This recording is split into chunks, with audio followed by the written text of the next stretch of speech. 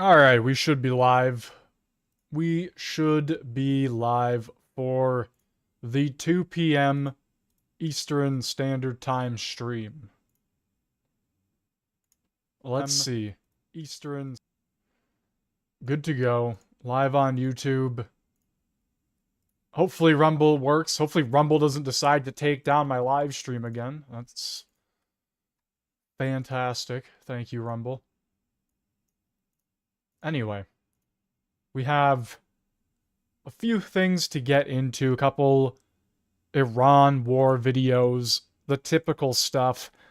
Question period at 2 p.m. So very soon, actually, but obviously statements by members as well. So let's get into some of this stuff. Right now, Iran vowing to retaliate as the U.S. threatens more strikes on key oil hubs. The flow of oil also at the center of this conflict, as leading CEOs are warning the energy crisis will only get worse. All right. This week, the administration is set to release 172 barrels from its reserve, as the price of oil is now more than $100 a barrel starting today, 103. So what else is being done to keep costs down? Let's head down to the White House, where Press Secretary Caroline Leavitt joins us live. Good morning, Caroline. Good morning. Good to see you guys. Thanks for having me. So, Caroline, can you talk about, I know the president has had these conversations with some of these countries that he wants to be a part of this coalition. What countries are those? Well, the president has spoken with many countries throughout the last several days. We're on day 16 of Operation Epic Fury, and the United States military continues to totally decimate the rogue Iranian terrorist regime.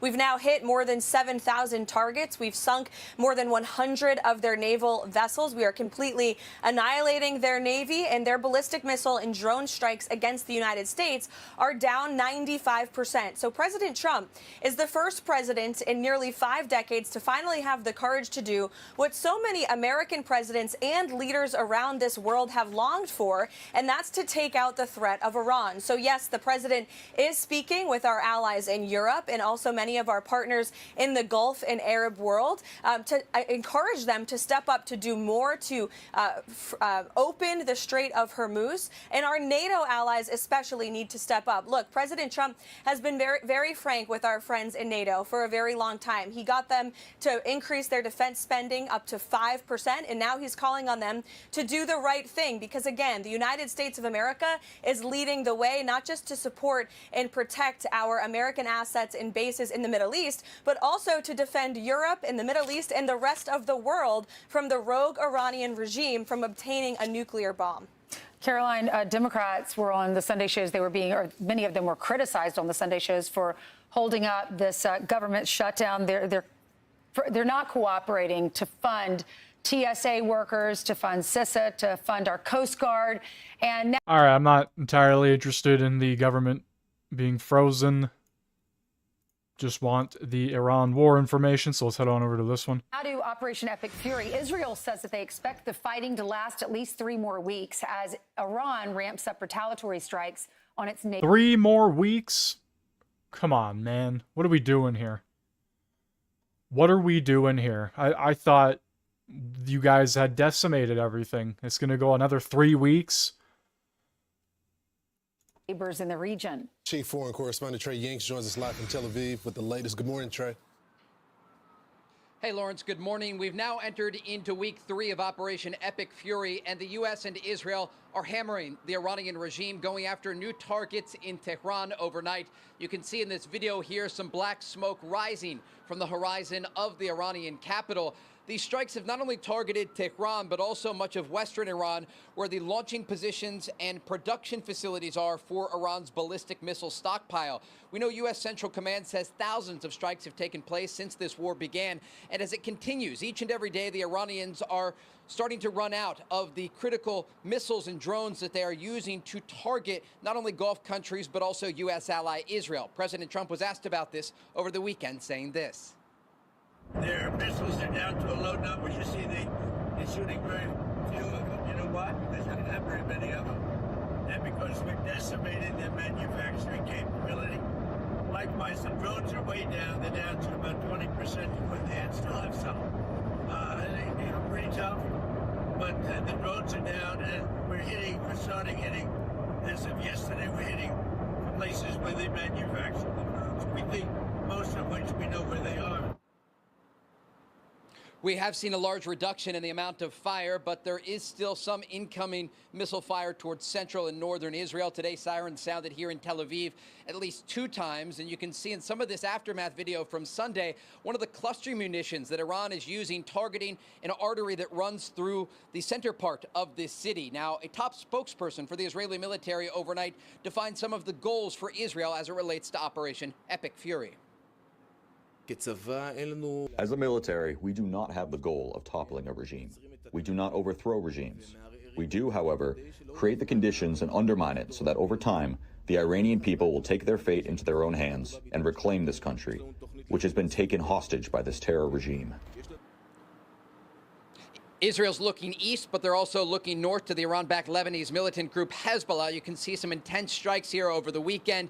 A variety of different positions across the country hit in these Israeli strikes. But what we learned overnight, quite interesting, the Israelis say they have now launched a ground operation into southern Lebanon. They are describing it as limited at this point, but there are tanks and troops in southern Lebanon. Some video here overnight showing those IDF soldiers operating around Hezbollah territory. What's interesting is other reports indicate up to 450,000 Israeli reservists could be called up in the days ahead to prepare for an expanded ground operation against Hezbollah. Some indications on the ground that this will start to expand deeper into southern Lebanon to bring the fight against Iran's largest proxy in the region.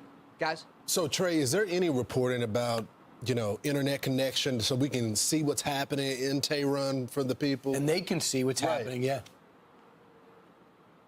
Yeah, this is a great thing to talk about, and we know that overnight reports indicate the Iranians once again shut down much of the internet across their country to prevent civilians from being able to organize or to express their disdain for the government in Iran.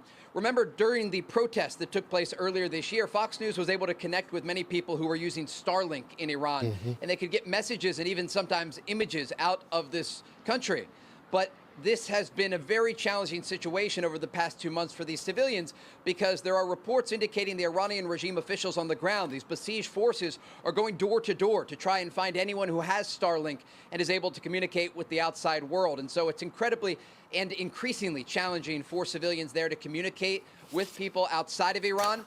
But we do continue to get some pieces of information about the crackdown internally to try to prevent this from happening. Trey, over the weekend, the foreign minister told on Face the Nation, confirmed he has 400 plus kilograms of enriched uranium at 60%.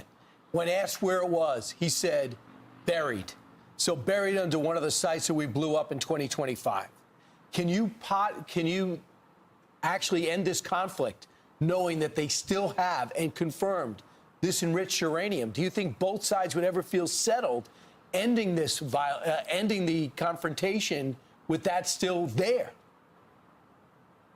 The short answer is no, and I spoke with President Trump last week, who told me the Iranians were working on an additional nuclear site. But when we think about the enriched uranium, I think back to what U.S. Special Envoy Steve Witkoff said the opening negotiation was for the Iranians, and that was they had 460 kilograms of 60% enriched uranium, just one step away from 90%, which is weapons-grade material for a nuclear bomb. But even at 460 kilograms, that's enough for 11 nuclear weapons. And so, again, the short answer is no. The Americans and the Israelis will not be satisfied if the Iranians still have the ability to pursue a nuclear weapon. And that's part of the reason that Operation Epic Fury began.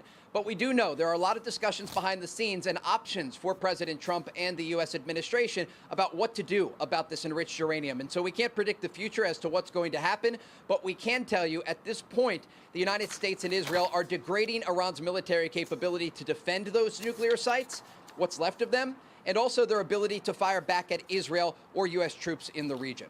Guys? Trey, thank you so much. We were talking about it over the weekend. How would you be able— All right, let's move on to the next thing. So I just looked at the Parliament schedule. It turns out there's actually no question period at all this week. They're not even there. I thought they only had 1 week off in March, but they have 2 constituent weeks, which it makes no goddamn sense. They get so much time off and they do absolutely nothing.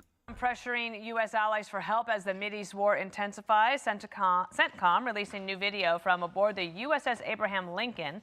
Flight operations booming day and night, executing back-to-back waves of airstrikes, pounding sites all across Iran.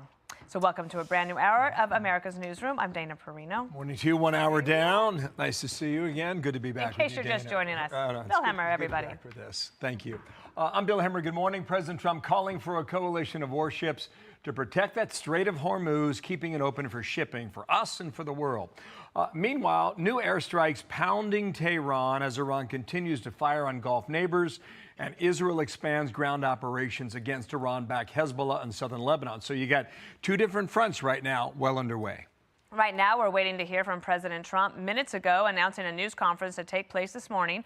Earlier, White House Press Secretary Caroline Leavitt gave an update on Epic Fury. We're on day 16 of Operation Epic Fury, and the United States military continues to totally decimate the rogue Iranian terrorist regime. We've now hit more than 7,000 targets. We've sunk more than 100 of their naval vessels. We are completely annihilating their navy, and their ballistic missile and drone strikes against the United States are down 95%. So now let's kick it off with Mike Tobin, senior correspondent live in Tel Aviv, as we begin a new hour. Mike, hello. And, Bill, I can tell you the north of Israel is now menaced with rockets from Hezbollah. The entire Golan Heights has been hit, and really everything north of the Sea of Galilee is under fire. Here in central Israel, the last day the missile fire has been light compared with the last 16 days of fighting. We had one missile come in overnight and two this morning. Now, the weapon of choice, rather than the big warheads these days, are the cluster bombs, and that is because the smaller bomblets can get past the air defenses. One of those bomblets hit in a suburb of Tel Aviv this morning. Israeli President Isaac Herzog toured the damage today. No injuries because Israelis have grown accustomed to listening to the warnings and heading for the bomb shelters. But there's nothing normal about living with the threat of missiles every day. Evidence is empty Tel Aviv beaches on a sunny day. That's how Israelis have lived since 2003, but it takes a toll. But it's not a normal way of living. Sometimes we get like 3 or 4 sirens in the middle of the night, like 2 a.m., 4 a.m., and I don't have like a bomb shelter in my building. I need to go outside and go to the building, 2 buildings down to the hotel. Out here going to surf in Tel Aviv, and it's like can give a wrong impression because we're trying to keep life going on, but it's complicated, it's difficult. We are not sleeping well. You get... Okay, out of all the people to interview, maybe don't interview the guy that's surfing. If it's such a bad situation, if everything is so dangerous and it's extremely this and that, don't fucking interview the guy who's about to go surfing with his shirt off on the beach, okay? Like, are you in the middle of a war zone or are you not? Like what's going on here? Called to the army. It's difficult days. Don't let the surfboard get the wrong impression. It's really like frustrating and tiring. Fuck, man. Like I feel like I'm always like constantly scared, and it sucks. It's like it is affecting you. Like you're scared to do normal things that people around the world are just doing it without fear. So it is like I'm annoyed. I'm frustrated. I'm scared. Now, 16 days into this phase of the conflict, U.S. CENTCOM Commander Admiral Brad Cooper says they're not focusing just on the missile launchers and the drones themselves, but the manufacturing apparatus that supports them. To support that, he offered up evidence, before and after pictures of a naval drone storage facility, an attack drone factory, and the missile command structure outside of Tehran. Meantime, Israel announced that they struck a space development facility for the Iranians. They say that the space development facility is used to launch satellites that enhance their attack capability. Bill, back to you. Okay, Mike, thanks. Mike Tobin leading our coverage in Tel Aviv. Thank you, Mike. Dana? We have much more on this with General Jack Keane, who is in studio with us. Thank you so much for being here. Catch us up. Where do you think we are? How's it going? I don't think that was an interview in the U.S. I think that was... Like, it says Tel Aviv, Israel, so I don't know, man. I don't know. How are you supposed to be in a war, but you're fucking surfing midday? General Jack Keane, who is in studio with us. Thank you so much for being here. Catch us up. Where do you think we are? How's it going? Yeah, I think it's going pretty well, and it's kind of what the commands predicted, both Israeli and the U.S. I think it's important to remind our audience that, yes, we are at war, but we have very limited objectives here. And by that I mean, we're not attempting to take control of this country and change its political order. We have another conflict that we're supporting.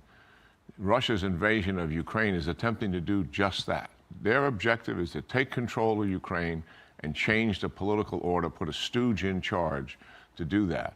And because of the Ukrainian steadfastness, they're in their 5th year of attempting to do just that. That's not our objective here. What are we trying to do?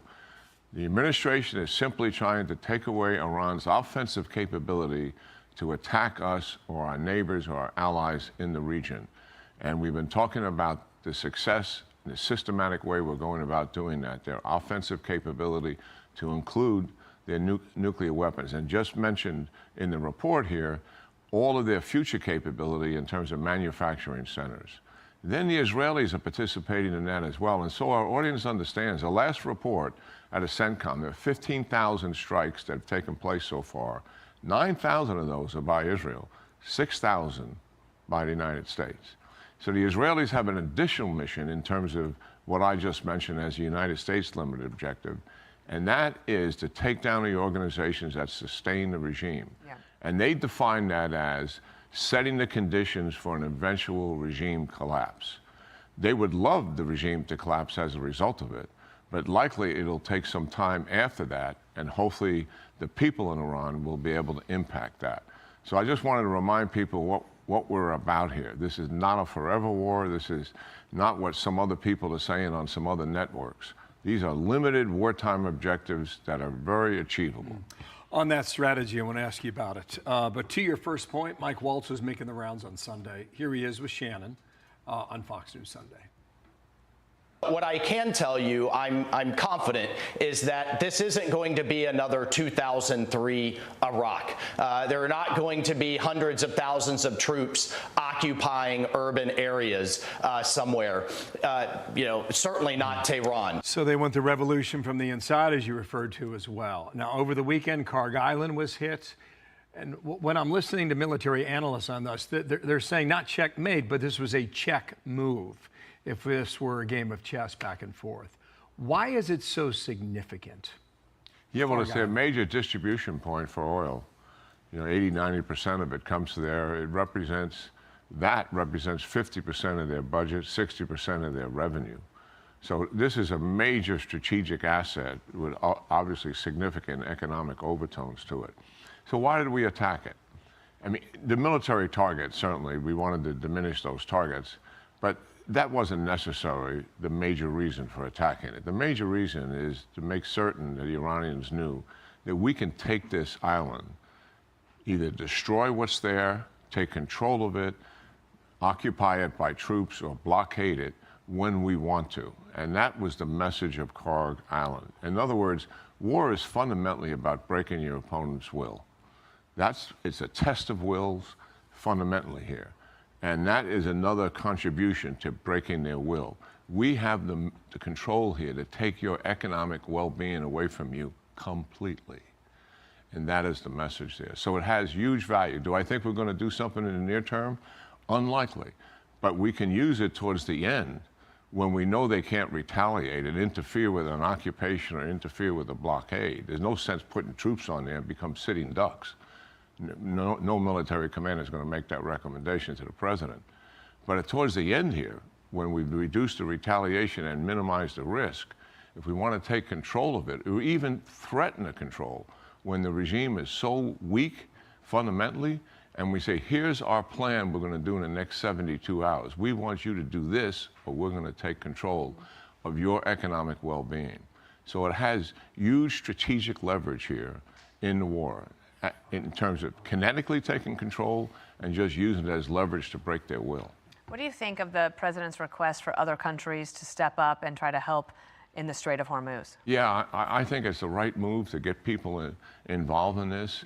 I mean, it's frustrating for the administration. I think it's frustrating for us at times to watch how everybody depends on the umbrella of the United States to protect them. And here is another case in point. He's asking the countries that are dependent on that oil for their economic and well-being of their people to come to the assistance. You have a stake in this. Likely some will come and some will not. And that's what we've seen in the pattern in the past. I think that's not an immediate answer. That's a solution that's going to take some weeks to do that.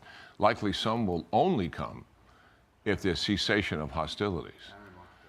Sort of that defeats some of the purpose here of doing it. But I think it is answer your question, Dana, it is the right move to do that. And I think it's good to put some pressure on these countries and have them stand up in front of their own people and say, well, why aren't we helping the Americans here? Imagine there are a lot of conversations over the week. Alrighty then, yeah. We'll see about that one. Let's see what's going on here. We got some news going on. I want to say thank you all very much for tuning in today. One hell of a broadcast. Early on in the day. It's the early show today. Thank you all very much. All right, well, I guess he's ending his stream. Let's go back a bit here. Regime casualties. Okay, folks, I need to vet this video. I need to make sure that we don't see any dead bodies or anything. If it's caskets, that's one thing. Okay, this video is okay to watch. Ladies and gentlemen, these are caskets carrying dead members of the IRGC. And they're having a memorial service here. They're playing music. Everybody's saluting. Members of the IRGC, they're all heartbroken. They're heartbroken. I'm not exactly so heartbroken. The IRGC, they're real bad guys. Well, you know they're having casualties. There you go. This just got released. Astounding. Absolutely. I can look to see if there's any news. I don't think Pierre and Trump actually met. I could be wrong on that, but I don't think that was part of it. I think he was just going down to a state to discuss an auto strategy with the leaders of that state. I'll have to double check though. Absolutely astounding. I mean, listen, you know, what do they say? I'm an empathetic guy. I've got a bleeding heart. I feel bad when anybody dies. These are some real bad people, though. I think it's fair to say they brought it upon themselves. It's one thing to say, man, I wish there was no war. I wish nobody had to die ever. Some people are real bad people, though, you know. And it harkens back to this phrase that President Trump, he campaigned on. What did Trump say more than anything else on the campaign trail? He said, peace through strength. And you know what? So, right here, while in Michigan, Poilievre says he will be meeting with state politicians and ones from Ohio, along with representatives from Ford and General Motors. He could not secure a meeting with Stellantis due to what he called a schedule issue. So there's no Donald Trump meeting. Anybody that claims there's a big Donald Trump meeting, I don't think that's happening. Yeah, he's going to Michigan. Did he already go, or when is this? March 13th. So I don't know. I don't think he's meeting with Trump though. You cannot have peace unless somebody's willing to be strong from time to time. You need to have the shepherd protect the sheep lest the wolves terrorize them. You know what I'm saying? Sometimes the shepherd has to get in and kind of shake his cane at the wolves. I think you all know what I'm saying. This is more debris, folks, in East Jerusalem. Take a look here. During the latest Iranian missile barrage on Jerusalem, Israeli police said interception debris and missile fragments fell at several sites in the old city, including the Temple Mount Plaza. Wow. Crazy stuff coming out of the Middle East. Speaking of the Middle East, we have Tucker on Piers Morgan. I can only imagine, every time we watch a Piers Morgan clip, things get heated, things get out of control. I can only imagine the same thing is going to happen. We will have to see, though. So let's get right into it. You were in the Oval Office with President Trump.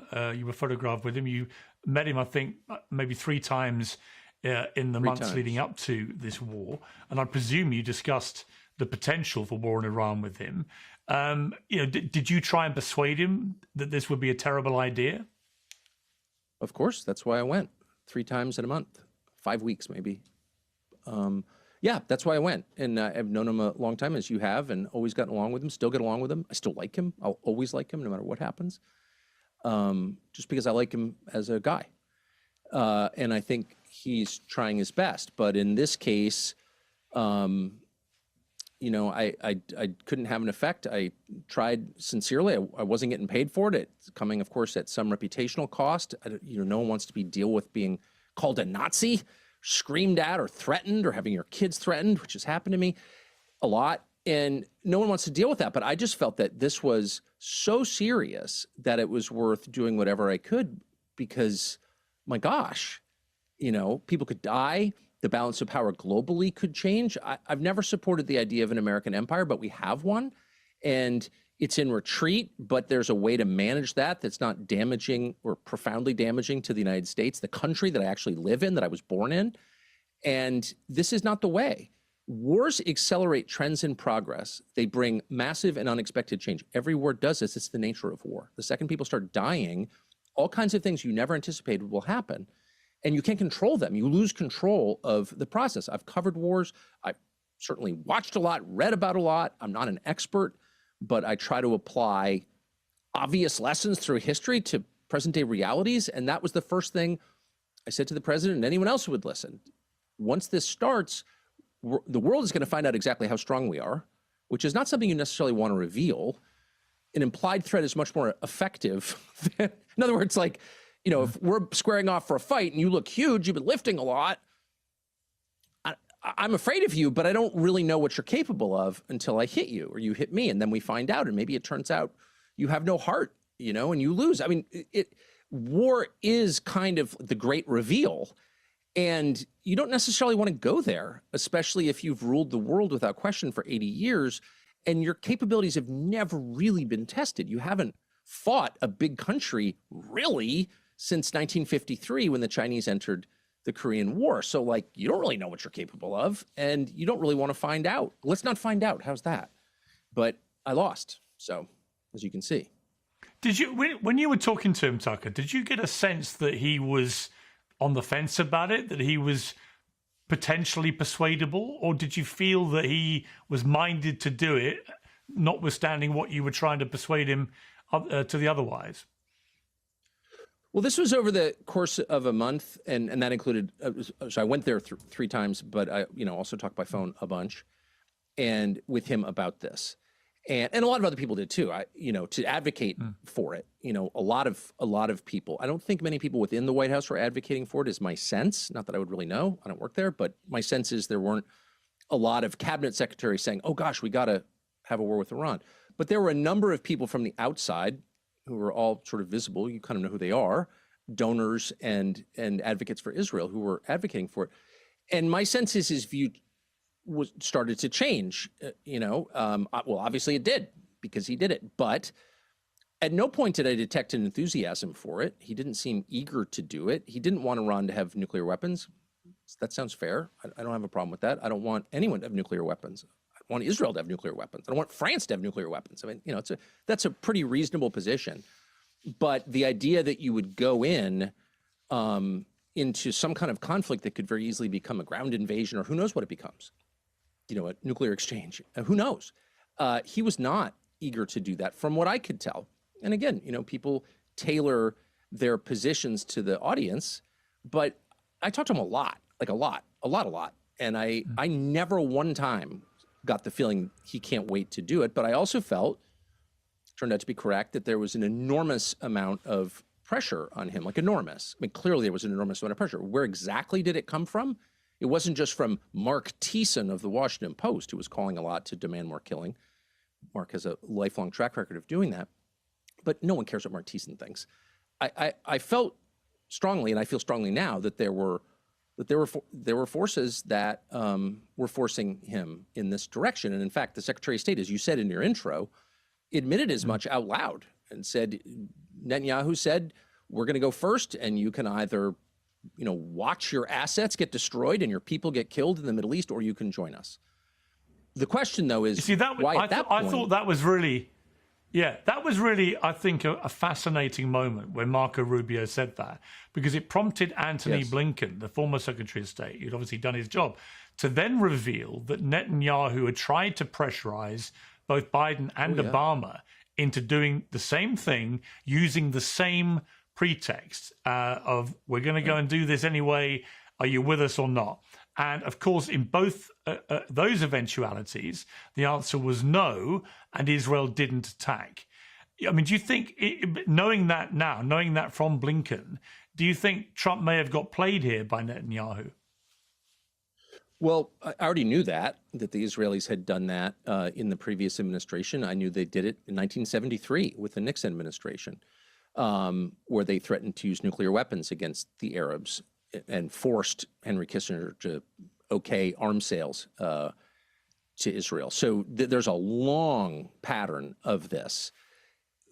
And I think anyone who knows anything about the Israelis knows that they're capable of this. They're capable of great violence. They take their threats very seriously, maybe too seriously, to the point where they become self-fulfilling. I mean, you could argue about it, but they don't mess around. And of course, this had already happened in this administration. In June, our bombing, the 12-day war in Iran began when the Prime Minister of Israel announced to the administration, I'm doing this week. And my question then, and I raised it, was, how about no?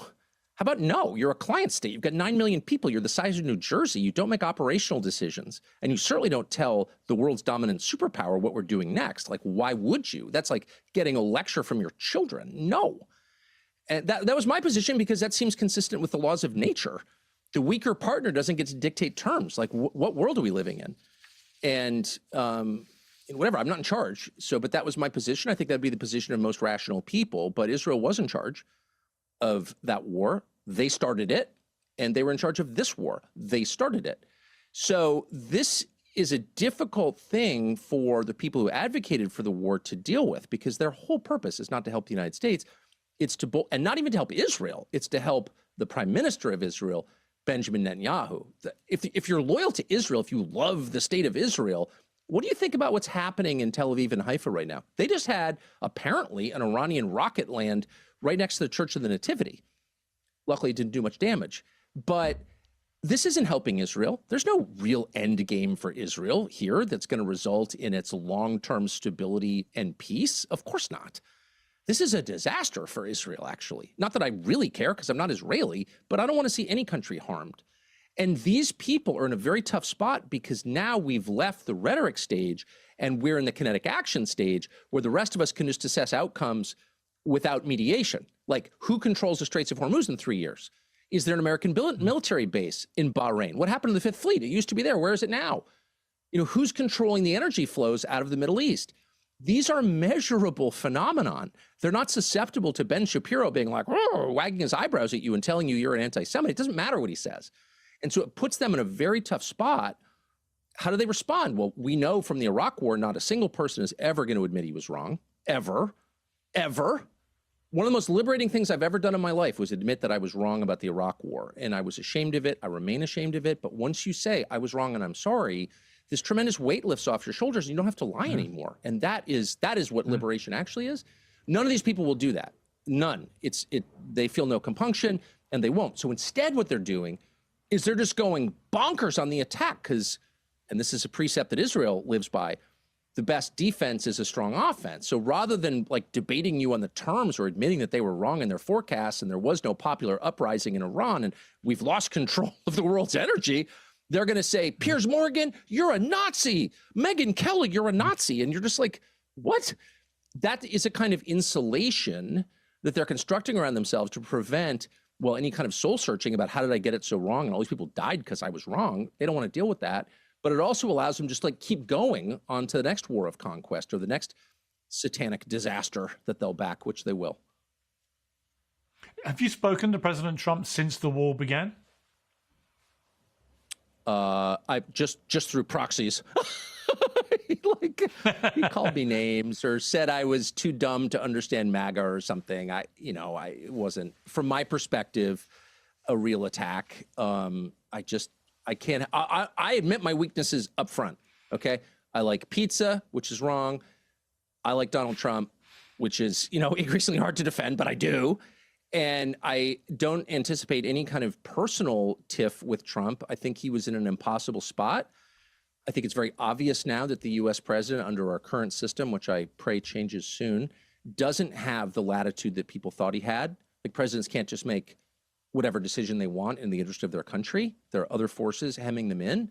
We don't have sovereignty in a real way. Clearly, we don't. If we're following a country of 9 million people into a war that could displace us as the dominant superpower, we don't have sovereignty, by definition. And I think every president has felt that since John F. Kennedy was murdered. And clearly they all have. And they've acted within it, with wisdom or not, but they're still acting within boundaries that they didn't set, that no American did. And it's just time to change that system, not because you hate Israel or you're anti-Semitic. I'm not anti-Semitic. I don't hate Israel at all. I'm never going to. But that's not the way a sovereign country behaves or should have to behave. And Americans have earned the right to live under a government that makes decisions on their behalf for their benefit. It's that simple. What Trump said about you was quite revealing, actually, because he said, Tucker's lost his way. He's not MAGA. MAGA is saving our country. MAGA is making our country great again. MAGA is America first, and Tucker is none of these things. And Tucker's really not smart enough to understand that. Now, having been on the receiving end of Trump's savage rhetoric from time to time, that is pretty low base for him. But it was an interesting point about what constitutes MAGA, because, of course, there are many people with pretty short to mid-term memories who can remember Trump campaigning so vociferously to his MAGA base before the last election on saying, look, we're going to be America first. We're not going to go marching into Middle Eastern countries anymore. We're not going to wage foreign wars. We're not going to interfere in other countries. And we're going to fix the economy in the United States. We're going to get the cost of living prices down. We're going to end inflation. And it seems to me that it might be that President Trump has either forgotten what he said or wants to try and reframe what MAGA really means. Because if you're a MAGA voter, you must be slightly mystified. You may not want to admit it publicly because you think it betrays Trump, but you must be mystified that within a year of winning back the White House, the guy that campaigned on not going into the Middle East again, not waging foreign wars, focusing on America first and the US economy, has now launched the biggest war in the Middle East in my lifetime that America has waged. And that has inevitably sparked the biggest economic meltdown we've seen as a consequence of a war, not least because, as you said, about the Strait of Hormuz and the damage that is inflicting, and the simultaneous attacks on the Gulf states and all the fallout from that. So it seems to me that he may want to come after you for not really understanding MAGA, but I'm not sure that many in the MAGA movement, if they're really honest, can be comfortable with what is happening here. Look, I've never claimed to be a genius because I'm not a genius. And so it's entirely possible there are motives I don't understand. I certainly tried to understand in many conversations with him, but maybe I didn't. I'll keep that possibility open. And as for what MAGA is, it's a slippery definition. I think George Orwell wrote a bunch of books about this, including Animal Farm. Definitions change. I remember someone pointing to a picture of 100% black people once and telling me that's diversity. Or thinking, looks like uniformity, actually. What do these words mean? I don't know. I do know what America first means because it's a much more precise description. And it means you put America first in every decision that you make as an American leader. And this, by that definition, falls far short. In fact, it is by definition not America first because the administration has already said we followed the lead of a foreign country in doing this. We put their interest first. And I think most people, no matter how they feel about Israel, whether they love it or hate it, or it doesn't matter. It's nothing to do with this specific country. It has to do with any country that might be leading us around, particularly to our destruction, and putting its interests before ours. Our leaders can never agree to that, period, because it is the opposite of America first. So, his whatever Trump said about me, I didn't take it personally. I suspect he doesn't really mean it because I've always gotten along with him for 30 years. I expect I always will. But on this one specific question, America first, we can say this was not America first. This was at least America second. I do think it's obvious that Israel understood, because they're not stupid, that the effect of this war would be to get the United States out of the Middle East. And unfortunately, I think that will be the effect. And they want that because why would you want a dominant power in your region telling you what to do and hemming you in, as the U.S. has to Israel? No, you can't do this. No, you can't do that. We may not mean it, but we still hassle them over or used to hassle them over, say, the West Bank settlements. They want the U.S. out, and they're moving to India. Okay, that's their calculation. But how is that good for me as an American? It's not. So, all right, we had a little bit of that. Let's head on over to back to the Iran stuff. Let's see what's going on here. This morning, the Americans and the Israeli continued to hammer the capital. Let's go to the strikes in Tehran.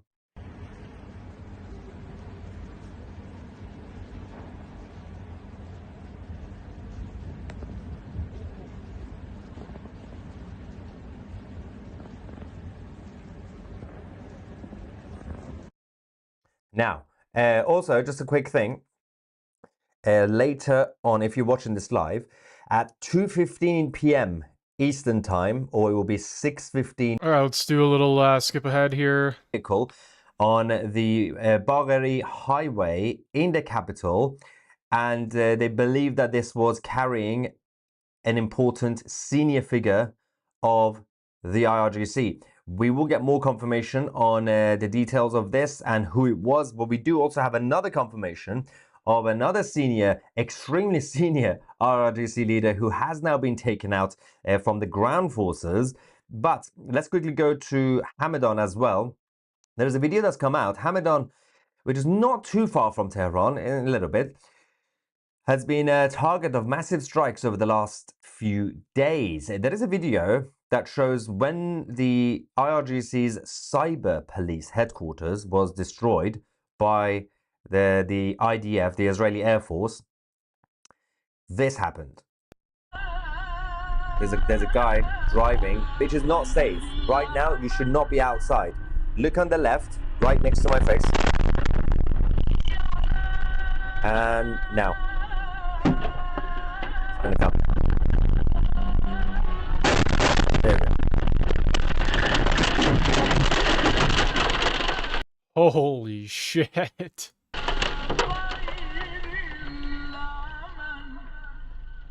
That's why you shouldn't be outside.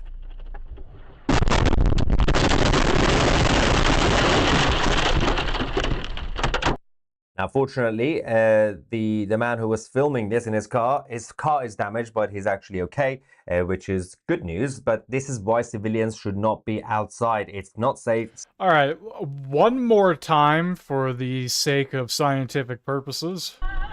It's gonna come.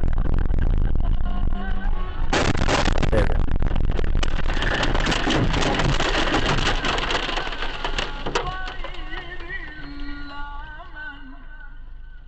That's why you shouldn't be outside.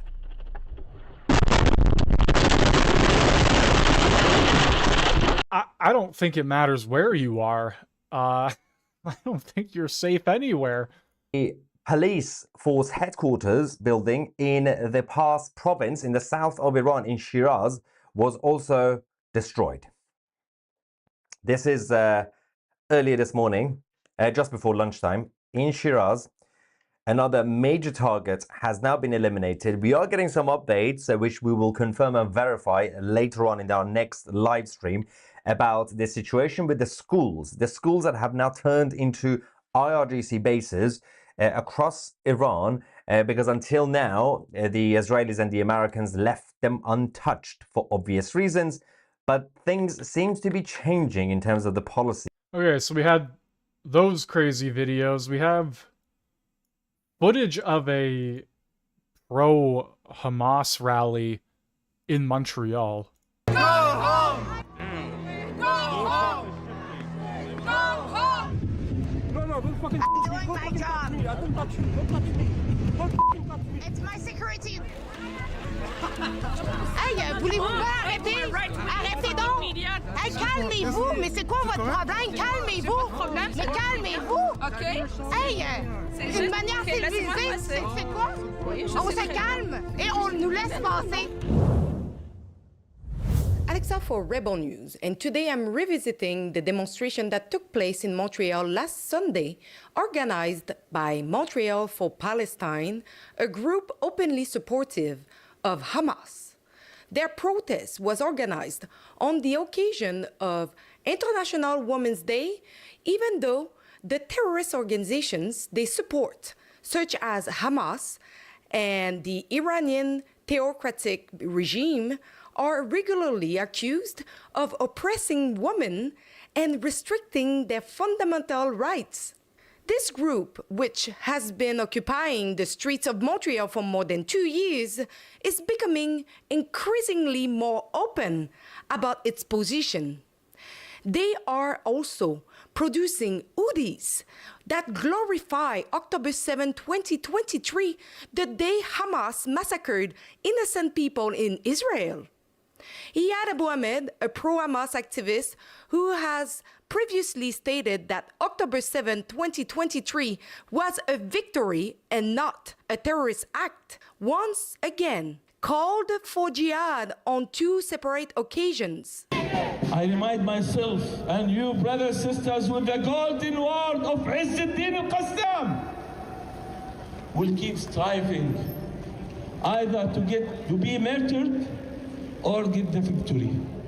إنه لجهاد إنه لجهاد إنه لجهاد نصر أو استشهاد في يسون إن شاء الله إن الأقصى liberated.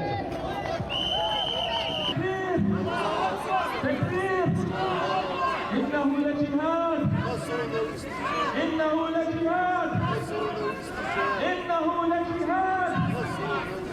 Speeches were also delivered thanking and honoring different terrorist organizations for their support of Hamas and the Palestinian cause. They thanked their resistance in Gaza, Lebanon, Iran, and Yemen, referring respectively to Hamas, Hezbollah, the ERGC, and the Houthi. And we are in a full solidarity with our brothers and sisters in the Islamic Republic of Iran. Dear brothers and sisters, the fight is won. Maybe it's been to happen in different locations, but our enemies are one. Our enemies are one. So we are saluting our resistance in Gaza. And we are saluting our resistance in Lebanon. And we are saluting our resistance in the Islamic Republic of Iran. We can't forget what the Islamic Republic of Iran has done for the Palestinian cause. We can't forget what the Islamic Republic of Iran has done to support our resistance in Gaza and in Palestine. So that's why we are saluting our resistance in Iran, and we are saluting our resistance in Lebanon. We are saluting our resistance in Yemen. Alright, honestly, buddy, shut the fuck up. It's unreal that this shit happens. Anyway, let's move on to President Trump and as and Trump Vance. said in the last election, just overwhelm them at the ballot. Just flood the ballot and the polling stations and come in and vote. They did. He won. We need to do it again to save our midterm elections and to make sure Trump has conservative Republican support around him to get these policies through. Hey, if Congress and the judiciary just took a breather and looked in the mirror and left Trump alone for 6 months, how much more would we get done? No question The problem about that, has been, pardon me? Oh, no question about that. I can relate with my Italian-Irish ancestry myself from Chicagoland, where some people would vote beyond the grave at times, dating back to Cook County, the county of my birth. So I can relate to that very true statement you're making. And before we let you go, Gene, do we see any Gene Valentino in the future, a county commissioner, but also a former candidate for Congress, doing such amazing work on your own show, but also with your business background? We need more common sense like Gene Valentino there in Washington, D.C. I'd be honored to serve.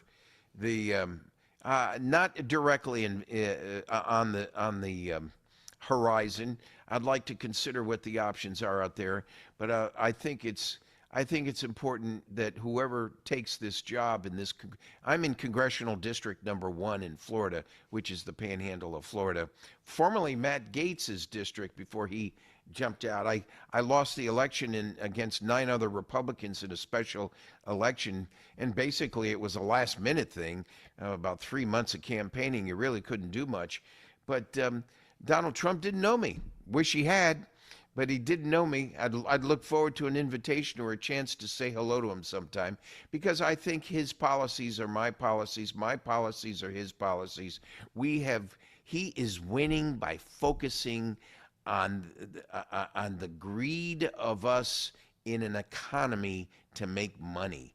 He talks in terms of a capitalistic bent, which has succeeded. Socialism, socialistic states, Marxism, communism, these folks don't worry about an economy. They worry about a political party protecting their own self-interest and power and control. A constitutional republic, what you and I live in, what's left of it here in the United States, gives the power to we the people. And that's where I came up the name with my podcast, The Grassroots Truthcast. It's because it's about you and me and that guy up there who is the president, who works for us, and the congressman and the senator and everyone else in between. We've got to make sure they're empowered to get good, sound policies through in the midterm election, which hopefully will yield to a change in America in the decades ahead. Gene Valentino, GOP strategist from the beautiful Pensacola, Florida, the free sunshine state. Come back and see us soon, sir, on the right side of history, and you have yourself a great St. Patrick's Day and a great St. Joseph's Day. Sometimes it's forgotten later on in the week. You too, brother. Take care. And as we continue to cover the latest from the Trump White House, Gene's words really do ring true this week, as today, March 16th, we're celebrating none other than the 4th president of the United States, James Madison. A presidential message from President Trump's office at the White House today on this very celebration. Today we celebrate the birthday of President James Madison, the father of our Constitution and intellectual architect of the American founding, whose wisdom and commitment to the common good breathed life into our republic 250 years ago. As I continue celebrating this today, we're grateful for our sponsors on the right side of history, especially you, the American people, who donate and support this viewer-supported channel right here at RSBN, rsbnetwork.com/donate. You can also send a... Looks like we have some footage of the situation in Cuba. Violence is erupting in Cuba as protesters torch Communist Party offices, throw rocks, and chant against the regime in a rare show of defiance. Havana is opening talks with the Trump administration while a deepening energy and economic crisis grips the island. Madeline Rivera has the latest from here in D.C. Hi, Madeline. Hi, Rich. Cuba is facing a growing humanitarian crisis as it struggles with fuel shortages. Anger over rolling blackouts and a shortage of food are culminating in protests. There are reports of anti-government demonstrators attacking a Communist Party office in central Cuba. Videos on social media showed fire and people throwing rocks through the windows of a building. Cuban President Miguel Diaz-Canel addressed the protests, saying it is understandable that the prolonged blackouts cause distress in our town, as a consequence of the U.S. energy blockade, cruelly intensified in recent months. But he goes on to say for vandalism and violence, there will be no impunity. Cuba's power outages got worse after the U.S. seized Nicolas Maduro in January, ending Venezuela's shipments of oil to the island. President Trump has also threatened to impose tariffs on any country that supplies oil to Cuba. And since then, airlines have restricted services to the island because they can no longer refuel. Classes have been suspended, and government employees are working remotely to try and preserve energy. We can't stand because the situation in Cuba is very difficult. It's very hard, this situation. We're suffocating in this situation. Facing pressure. Hey, man. It's not a good situation, but your leadership is pretty bad, so shit happens, I guess. I don't know what to say about that one. Chaos in Cuba, chaos in Iran. Chaos everywhere by the sounds of it, right? As Madison, born in Port Conway, Virginia, he was deeply devoted to the pursuit of knowledge, and through his intense studies of history, philosophy, and the classics, he nurtured the ideas that would help a young nation toward liberty and self-government. Ultimately, in 1776, elected to the 5th Virginia Convention, where he helped draft the state constitution and the foundational Virginia Declaration of Rights, which would later inspire the opening paragraphs of the Declaration of Independence, of course, penned by his predecessor and dear friend, Thomas Jefferson. Now, as a member of the Second Continental Congress, Madison played a key role in the debates that led to the Philadelphia Constitutional Convention. And when he gathered with other delegates in the sweltering summer of 1787, Madison's depth of study of both classical and Enlightenment texts on the nature and history of Republican governance helped define the contours of the debates that ultimately followed. His proposed government... There's supposed to be some ceremony going on, but I don't know when it's happening. Maybe they're running late. That seems to be a reoccurring theme, as they are very busy and they're never on schedule. Let's go back to Rebel News here. White people, a million times. Ah, perfect. What a great way to start this video.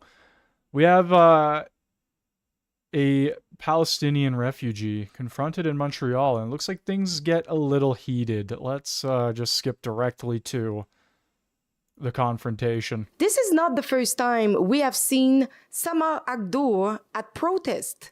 She is a pro-Hamas activist who regularly participates in demonstrations. Government and the IRCC is complicit in... The money that you spend as NGO goes directly to the Israeli army. مريم أمين صالح أبو النجا مالك أنس فهيم الغول. According to her LinkedIn profile, she works at the Immigrant Social Assistance Center in Montreal. But who exactly is this woman who has been widely featured by mainstream media outlets, many of which helped pressure the government to accelerate the admission of Palestinian refugees into Canada? You know that your story got international? That's your job, to harass people. You know that your story got international? Yeah, I'm proud of it. So you just arrived here in Canada. You immigrated here, but you spit on the people that live here with their culture. My question. Where are you from? I'm from here. No, you're not f***ing indigenous. You're white as f***. Where are you from? Actually, my dad is indigenous. No. Yes. And your mom? No. Okay, where she came from? So you came here, you immigrated here, and now you are spitting on the people who live here. Your f***ing country is killing my people. Do you know that or not? Do you know that or not? Your f***ing Canada, the government, is funding Israel to genocide my people. Your dad Hamas. is indigenous. Hamas attacked Israel on October 7th. You asshole. You asshole. You just like this bullshit to go like have views. Hey, these are the people that Mark Carney and the Liberals want to let in. They're letting in people that actively hate them. Things aren't gonna end well. I'm just saying. Like, if this continues to build up as it is, day in and day out, and they just keep bringing these people in that literally hate She said it herself. Let me replay it. Your dad is indigenous. This not. Do you know that or not? Your fucking Canada, the government, is funding Israel to genocide my people. Your dad Hamas. is indigenous. Hamas attacked Israel on October 7. Fuck you, asshole. You asshole. You just like this bullshit to go like have views, right? That's your job. You're fucking ugly. Yeah, it doesn't work because you're fucking ugly. How do you you came here to immigrate? I love the liberal white knight who. These people are so pathetic, man. They really are. And you are spitting on the people who live here. The people that genocide my people. So why did you choose to come here then? About the genocide committed here in Turtle Island. Why you didn't move to a Muslim country then? About the indigenous people that got genocided here in Canada. Why you didn't move to a Muslim country? That's none of your fucking business. Is it under your name? You get to decide who comes here? Fuck off, piece of shit. White supremacist piece of shit. So you think that all Canadians are like that? Ask your dad about the genocide if he is indigenous. The genocide that's still being committed here. Do you condemn Hamas? I condemn you, white supremacists. It's important to remember that due to the presence of Hamas members and other radical groups in Gaza, the vetting process for refugee applicants must be extremely rigorous. Here is what I was able to uncover.